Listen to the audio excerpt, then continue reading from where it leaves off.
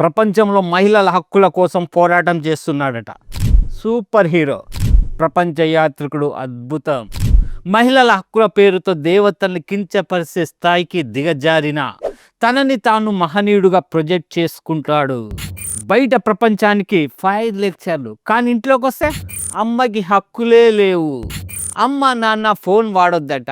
ఎప్పుడైతే వాళ్ళు ఫోన్ వాడేస్తారో ఆ రోజే నేను చనిపోయినట్టు అని ఒట్టు కూడా వేయించుకున్నాడట.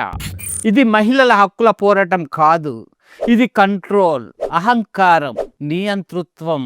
బయట హక్కుల గురించి అరుస్తూ ఇంట్లో తల్లిదండ్రుల హక్కుల్ని తొక్కేవాడు సమాజానికి హీరో కాదు, రెడ్ ఫ్లాగ్.